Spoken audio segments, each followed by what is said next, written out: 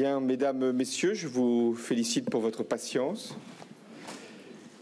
Mais le Conseil européen a pris le temps qu'il convenait de réserver à ce que sera l'union bancaire.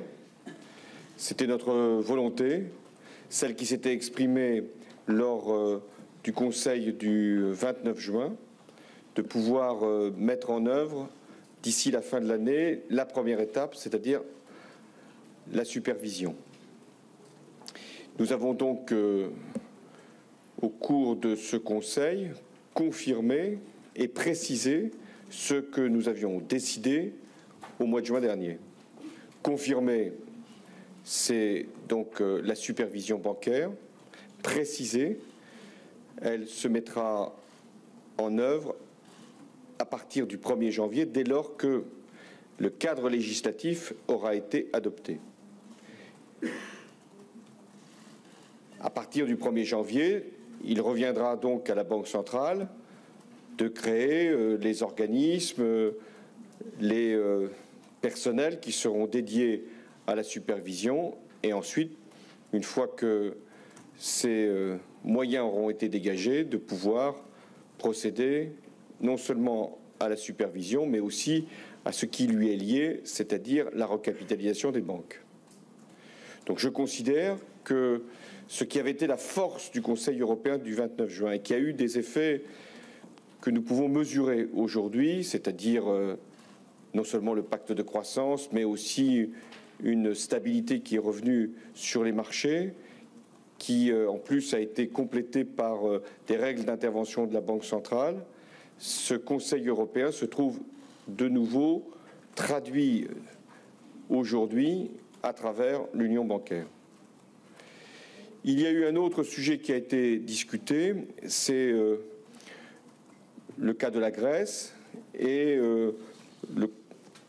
les acteurs du Conseil européen, chefs d'État et chefs de gouvernement, ont considéré qu'il y avait eu des progrès substantiels et que la Troïka était proche d'un accord, même s'il n'est pas encore trouvé et qu'il reste encore des points à préciser, mais que si ces conditions sont réunies, alors la Grèce pourra rester dans la zone euro, ce qui est notre volonté.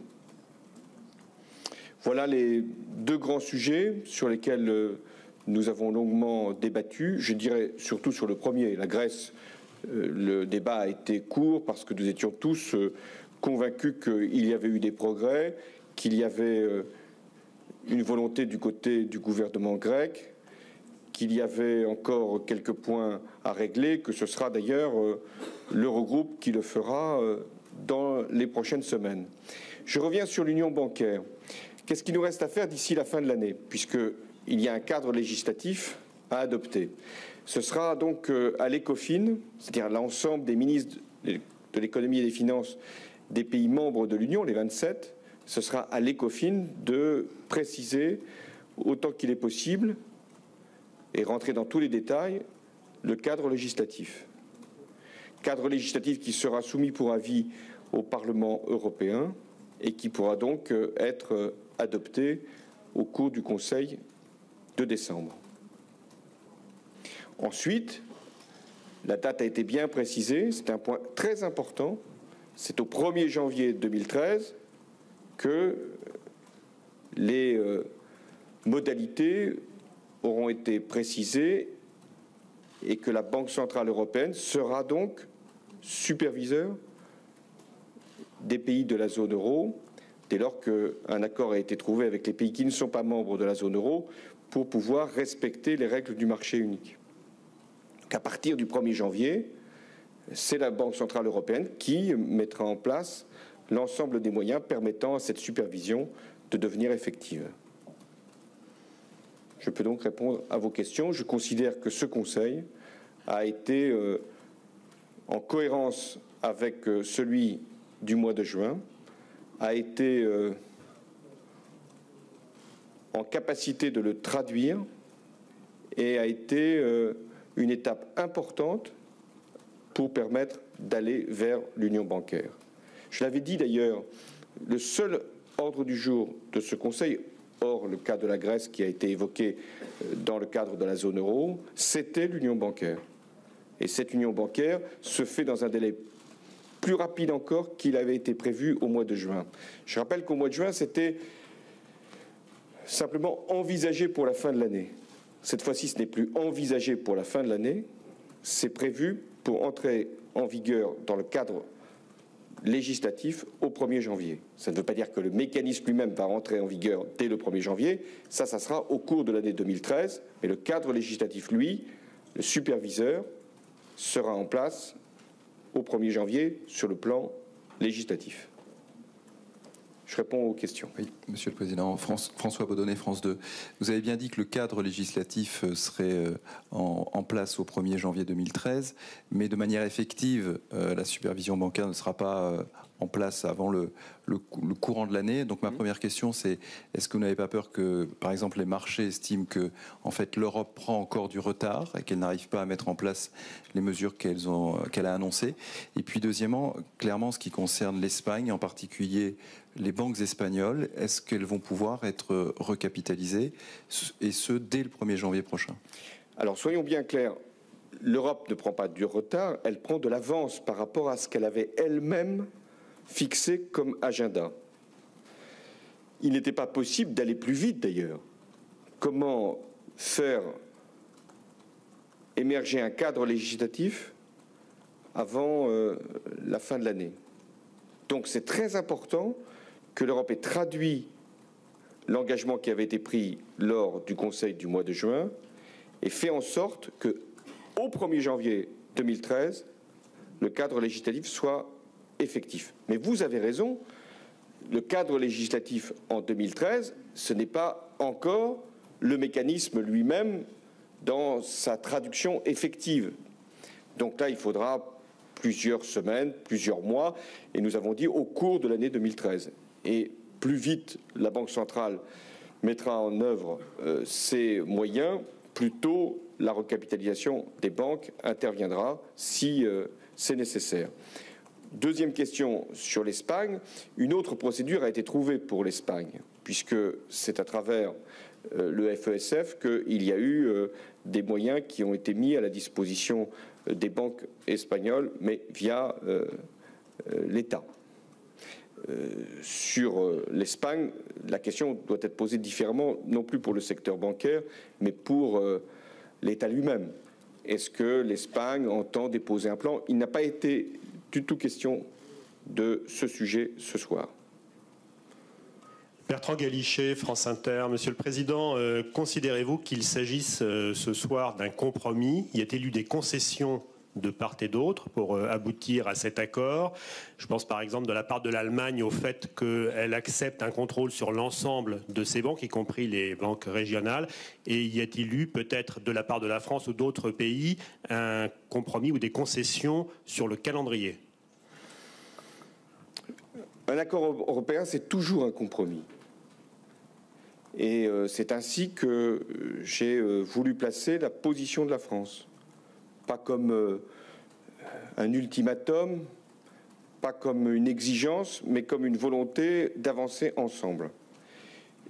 J'ai donc rencontré Madame Merkel avant le Conseil européen et nous avons très vite convenu de ce que nous pouvions nous-mêmes accepter et souhaiter pour ce Conseil européen. Nous étions sur la même démarche. Je la rappelle, cette démarche est la suivante: faire en sorte que le cadre législatif puisse être adopté d'ici la fin de l'année. Et deuxièmement, sur les banques, prendre toutes les banques, mais faire en sorte que le superviseur national puisse, sur les banques régionales, avoir capacité à faire ce travail au nom du superviseur central, ce qui a été traduit dans le texte que nous avons adopté ce soir. Donc je pense que l'Allemagne souhaitait qu'il y ait une supervision qui puisse être cohérente, c'est-à-dire directe, c'est la Banque centrale européenne qui en assure la responsabilité, mais qui pouvait, pour un certain nombre de banques, être, dans un premier ressort, effectuée par un superviseur national. en cohérence avec le superviseur central. Sur le calendrier, il n'y a pas eu de compromis. Nous sommes trouvés dans la même démarche et sur la même position, c'est-à-dire faire en sorte que le cadre législatif puisse être adopté à la fin de l'année. Il n'était pas question pour la France de penser que nous pourrions obtenir la recapitalisation des banques sans cadre législatif. La supervision était le préalable pour la recapitalisation des banques. S'il n'y avait pas la supervision, s'il n'y avait pas le cadre législatif, pas de possibilité de recapitaliser les banques. Et c'est pourquoi nous avons fait ce calendrier, parfait accord avec nos amis allemands, qui ont compris que l'union bancaire devait avoir des étapes, nous aussi, et qu'on pouvait faire aussi vite que possible, et en même temps faire une supervision de qualité. Vous vous souvenez quand j'avais rencontré Mme Merkel à Ludwigsburg, il y avait eu un débat de savoir si les uns préféraient, les Français, la rapidité, les autres la qualité. Ben, nous avons trouvé le bon compromis, faire aussi vite que possible et avec le plus haut niveau de qualité de supervision. De ce point de vue, c'est un bon accord qui a été trouvé ce soir. Oui ? Jean-Sébastien Lefebvre, d'Oractif France. Monsieur le Président, à la fin du Conseil de juin, l'Espagne espérait pouvoir recapitaliser ses banques directement sans alourdir la dette de l'État. Est-ce que finalement, c'est pas une défaite pour l'Espagne aujourd'hui ? Non, l'Espagne avait convenu au mois de juin que les banques pourraient trouver un soutien par la procédure qui jusque-là existait, c'est-à-dire par le FESF. L'Espagne peut toujours penser qu'après, si c'est nécessaire, une recapitalisation des banques peut être possible, mais le préalable, c'est la supervision. Donc il n'y a pas eu du tout de la part de l'Espagne la volonté, dans cette discussion de cette nuit, d'obtenir une recapitalisation des banques par un autre mécanisme que celui que nous mettions en œuvre. En revanche, je reviens sur le cas espagnol parce qu'il m'est souvent posé. On me demande quelle est la position de la France. La position de la France par rapport à l'Espagne, c'est que dès que l'Espagne considère qu'elle doit demander un plan, il n'y a pas de raison de lui imposer des conditions qui ajouteraient encore de l'austérité à l'austérité, alors que l'Espagne fait tous les efforts nécessaires. Mais c'est à l'Espagne et à elle seule de décider de l'opportunité de demander un plan et bien sûr du moment où elle envisagerait de le faire. Pour l'instant, elle n'a pas fait cette demande. Et ça ne vaudrait donc dans ce cas de figure que pour l'État. David Revaud-Dallon, Le Monde. Monsieur le Président, la chancelière allemande s'était montrée ces dernières heures plutôt réticente quant à la recapitalisation et la supervision. Comment expliquez-vous que finalement le compromis, d'après ce que vous semblez dire, ait été relativement facile ? Écoutez, je ne peux pas vous donner des commentaires sur une position, celle de Mme Merkel, mais j'ai trouvé, dès que j'ai rencontré Mme Merkel, qu'elle était dans une disposition d'esprit d'être très précise, comme elle l'est toujours, c'est-à-dire d'avoir des étapes, de ne pas les brûler, ces étapes, de respecter donc un certain nombre d'échéances, mais d'aller vers l'union bancaire. Et nous nous sommes trouvés facilement sur le calendrier tel que je l'ai présenté, c'est-à-dire 1er janvier 2013, le cadre législatif adopté. Madame Merkel avait fait un discours sur un commissaire qui aurait pu avoir des pouvoirs spéciaux. Je sais que c'est une position qui a été également avancée par M. Schauble. C'est une thèse allemande qui est tout à fait respectable, mais qui n'a pas été discutée ce soir.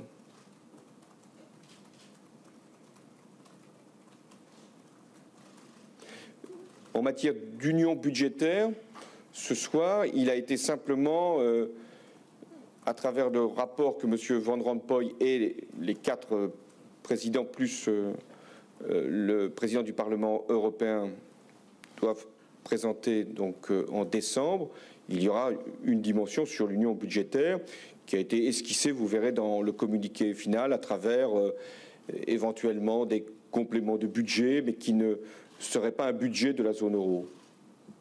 Et des explorations qui, pour l'instant, restent extrêmement générales.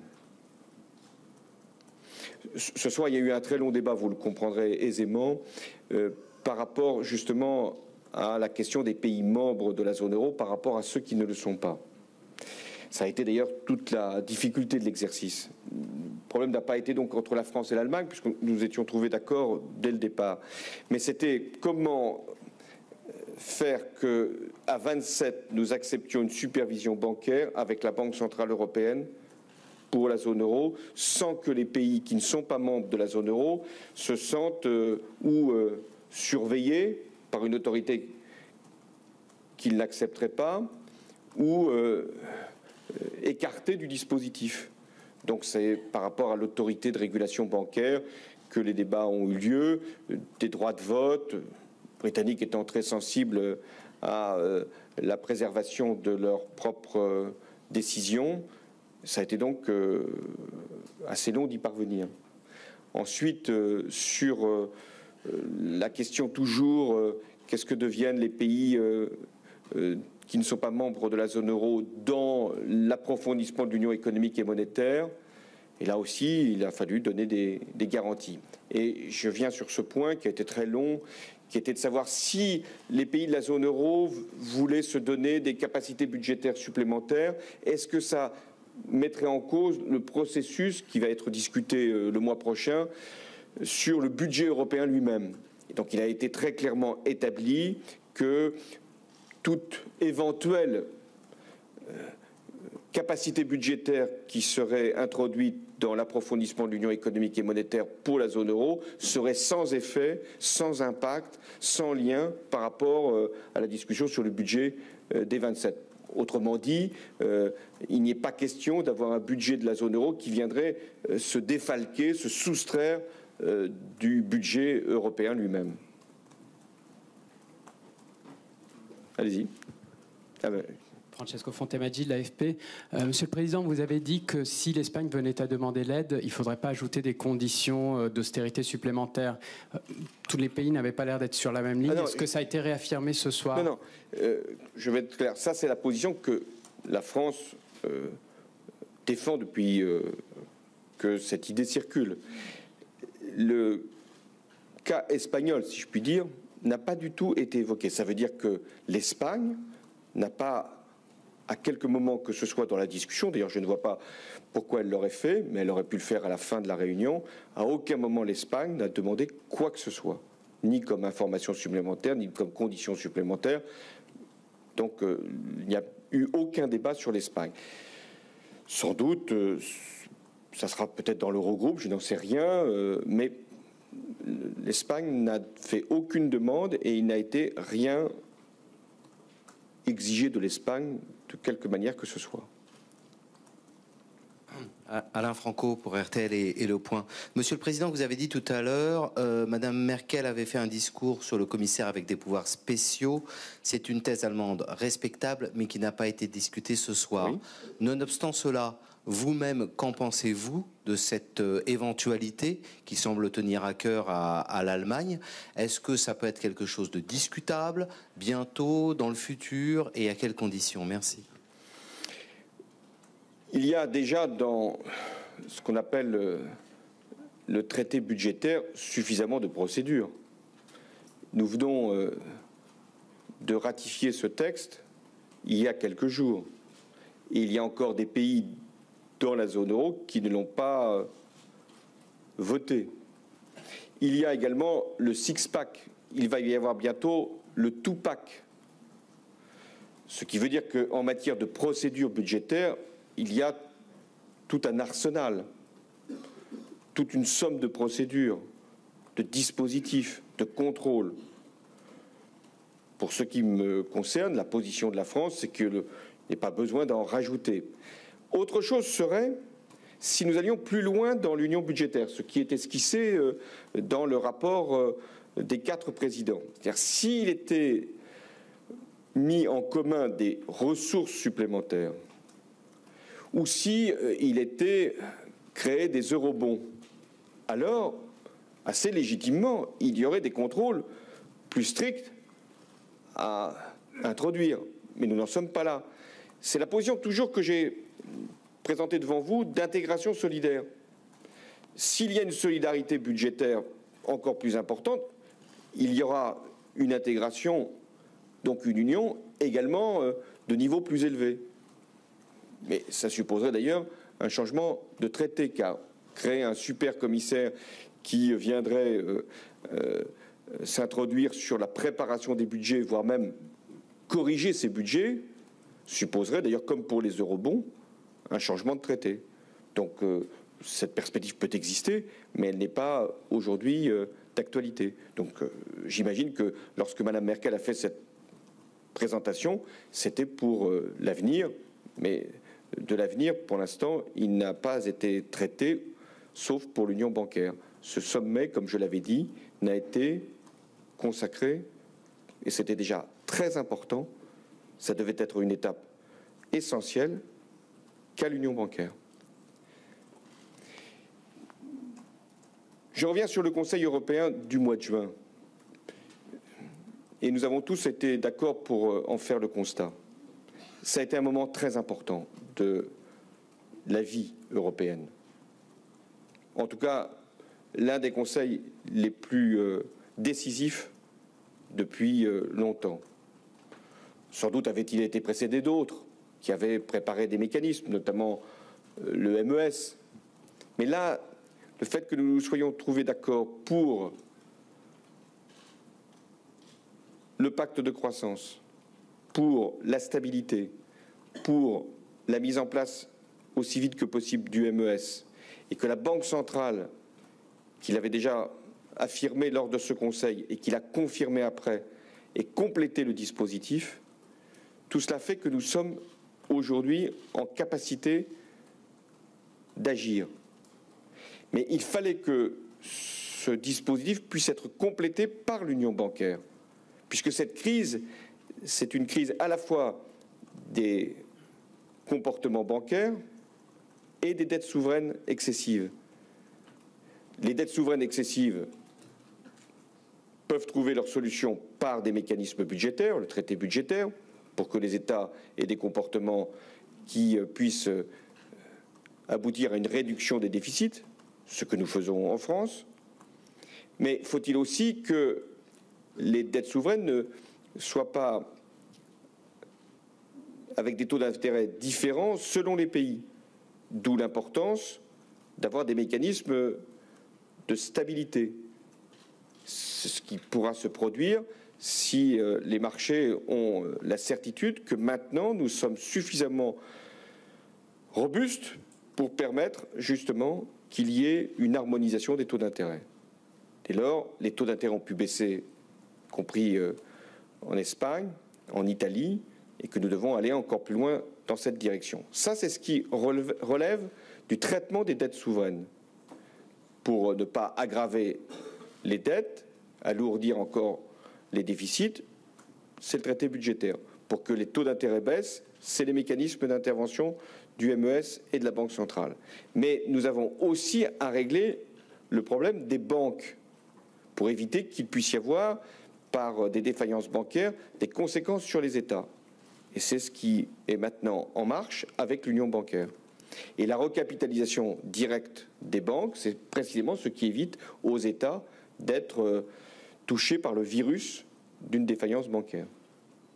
Donc nous sommes en train de régler les problèmes qui, depuis trop longtemps, paralysaient la zone euro et la rendaient vulnérable.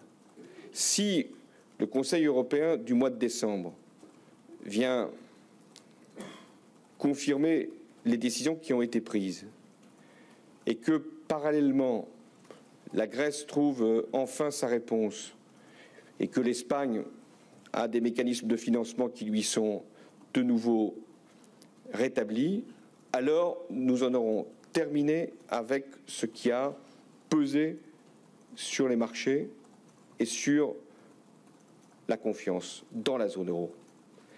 Et que l'union bancaire vient donner un élément de crédibilité supplémentaire. C'est la raison pour laquelle, je l'ai dit, je pense que le pire est passé, mais que nous n'en avons pas terminé, puisque nous avons à recréer la confiance et à retrouver la croissance. Et ce soir, j'ai encore confirmation que le pire est passé, puisque nous sommes dans l'introduction de tous les mécanismes de régulation qui étaient attendus. Pardon. Oui, Pascal Verdeau, France 3, vous avez en partie répondu là sur votre dernière intervention, mais dans quelle mesure tout de même cette future union bancaire, puisque les opinions européennes s'interrogent sur les résultats de ce Conseil, dans quelle mesure cette future union bancaire permettra-t-elle, selon vous, d'éloigner définitivement le spectre de la crise européenne? D'abord, les marchés veulent de la visibilité. Donc il était très important que le Conseil d'aujourd'hui leur envoie un message qui n'était pas simplement l'expression d'une intention, d'une volonté, mais l'engagement de mettre sur pied cette supervision bancaire dès le 1er janvier de l'année prochaine. Ensuite, les marchés peuvent également essayer de jouer pendant l'année 2013, le début de l'année 2013, puisqu'il n'y aura pas encore tous les moyens pour faire la recapitalisation des banques. Mais de toute manière, les marchés savent que cette recapitalisation va intervenir éventuellement dans l'année 2013. Ce qui compte pour une zone monétaire, c'est la stabilité, la rapidité dans la décision et la confiance. Toutes les procédures existent. Encore au mois de juin, on pouvait s'interroger, est-ce que le MES va pouvoir rentrer en vigueur? Il y avait l'incertitude de la tribunal de Karlsruhe, il y avait peut-être aussi des incertitudes par rapport à telle ou telle ratification. C'est fini. Le MES est entré en vigueur. Il y avait un autre doute qui pouvait également nous saisir, c'était est-ce que la Grèce va sortir de la zone euro? Aujourd'hui, nous n'avons pas encore la réponse définitive à cette question, mais nous voyons bien qu'il y a un processus qui nous permet de penser que la réponse sera plutôt le maintien de la Grèce dans la zone euro, même si, soyons prudents, rien n'est encore fait. Donc il n'y a plus de ce côté-là d'incertitude ni sur le mécanisme, ni sur la défaillance d'un pays. Mais il nous manquait aussi cette union bancaire, qui est, à côté de l'union budgétaire, à côté de l'union économique, le pilier indispensable pour que les marchés retrouvent confiance dans la zone euro. Allez-y.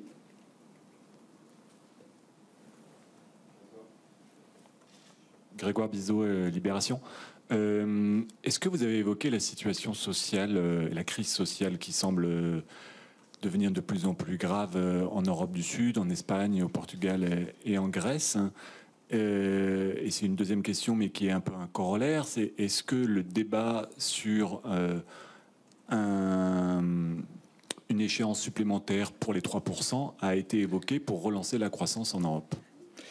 Alors d'abord, oui, la situation sociale a été évoquée. D'abord par les pays concernés. Il n'appartient pas de parler à la place du président du gouvernement espagnol ou du Premier ministre grec. Mais ils ont décrit ce qu'était la situation dans leur pays. Et notamment le Premier ministre grec par rapport aux manifestations qui ont eu lieu cet après-midi ou aujourd'hui, et qui d'ailleurs ont été endeuillées, ces manifestations, par la mort d'un de ceux qui protestaient par rapport aux mesures qui sont pour le moment infligées. Deuxièmement, beaucoup sont intervenus, pas simplement les chefs de gouvernement des pays les plus frappés par la crise sociale, mais nous sommes tous frappés par la crise économique, puisque nous sommes tous liés les uns aux autres. Il n'y a pas de coupure, il ne doit pas y avoir de coupure au sein de l'Europe.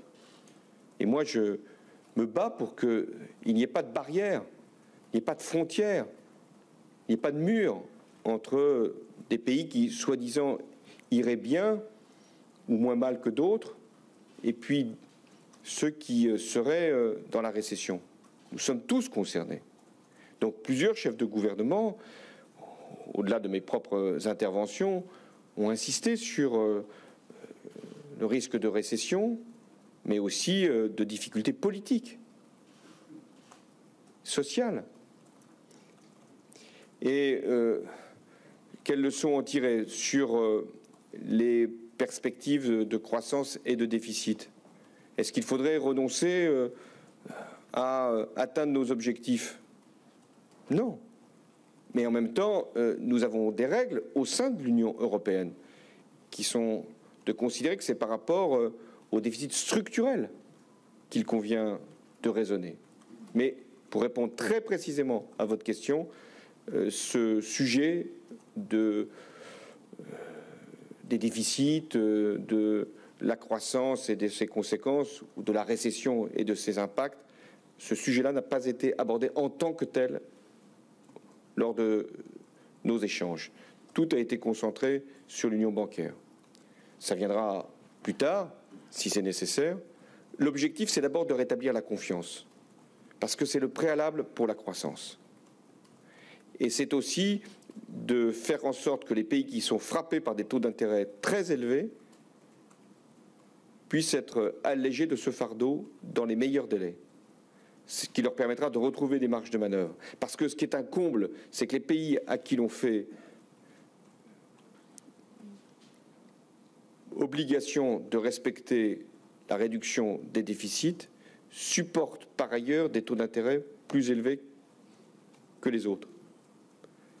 Ce qui fait qu'il y a presque une rente des pays supposés les plus vertueux, une rente, puisque ces pays-là ont des taux d'intérêt très faibles, voire même négatifs, quand les pays qui font le plus d'efforts et qui sont déjà affectés par la récession supportent des taux d'intérêt très élevés.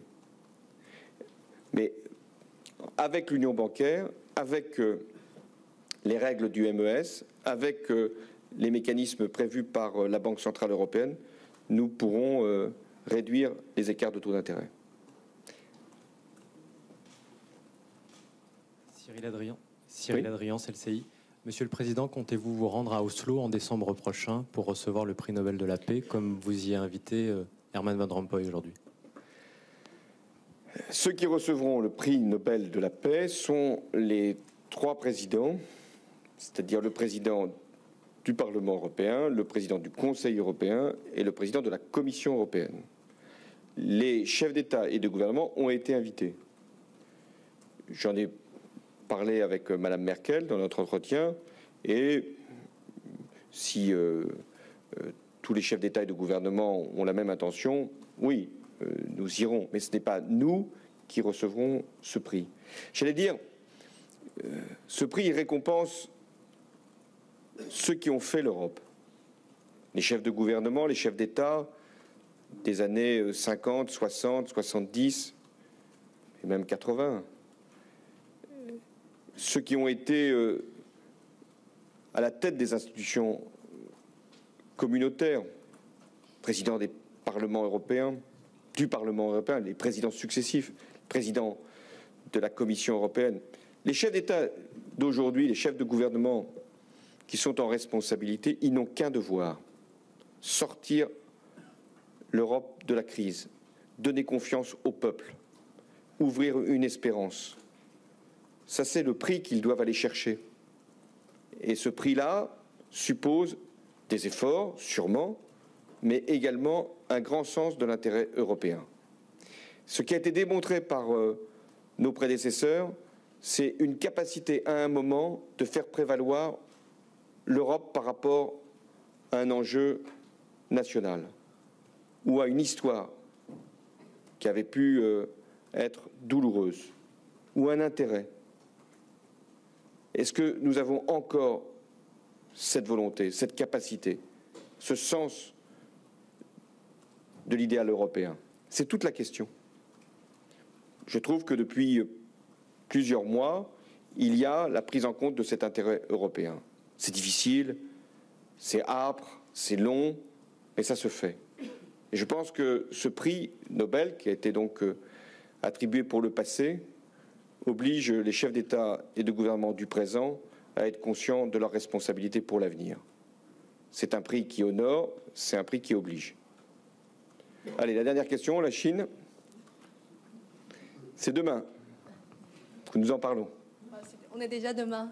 Voilà, c'est vrai, vous avez raison. Monsieur le Président, maintenant, c'est demain. Il y a moins d'un mois, ici à Bruxelles, le Premier ministre chinois avait parlé de 2 regrets avec l'Europe, peu avant de prendre sa retraite. Premièrement, c'est de reconnaître le statut d'économie du marché. Deuxièmement, l'enlèvement d'embargo de vente d'armes. Alors, ces 2 questions, ces 2 regrets de ce Premier ministre, c'est 2 questions qui ont été souvent discutées, mais jamais eu vraiment de progrès au sein de l'Union européenne. Donc, quels sont vos points de vue? Quelle est l'attitude de la France? Merci. L'attitude de la France, c'est que l'Europe puisse parler d'une seule voix avec la Chine sur un certain nombre de dossiers, ceux que vous avez cités, d'autres encore sur le plan commercial, sur le plan monétaire. Dans le plus grand respect pour la Chine et dans le plus grand sens de l'intérêt pour l'Europe. Éviter la dispersion. L'Europe, c'est une grande puissance qui doit parler avec autant de cohérence que possible à un grand pays comme la Chine. Et c'est de ce dont nous allons convenir demain. Voilà, mesdames, messieurs, oui, Valérie Nataf. C'est un sujet qui, je pense, n'a pas forcément été abordé au Conseil européen, mais votre ministre du redressement productif se produit aujourd'hui, donc puisqu'on est le 19, en couverture du Parisien Magazine, avec une marinière Made in France, en exhibant un blender Made in France et une montre Made in France. Est-ce que ça vous suscite un commentaire? Est-ce que c'est le nouveau dress code pour le Conseil des ministres de la semaine prochaine? Merci. Je vois qu'il est prêt à revêtir tous les vêtements nécessaires pour promouvoir les produits français. Pour l'instant, il est apparu uniquement dans cet aspect-là. Donc ça n'ira pas plus loin. Mais je pense que c'est bien, non pas d'être simplement dans l'affirmation cocardière, mais le produire français, tel qu'il est d'ailleurs apparu dans la campagne présidentielle, et pas simplement à travers ma propre expression. Je me souviens que Nicolas Sarkozy, François Bayrou, d'autres encore en avaient parlé. Alors, qu'est-ce qu'il faut faire? D'abord, améliorer notre compétitivité, faire en sorte de préserver un certain nombre d'outils industriels, créer la banque publique d'investissement. Enfin, moi, je trouve très bien que Arnaud Montebourg paye de sa personne et même de ses vêtements. Merci.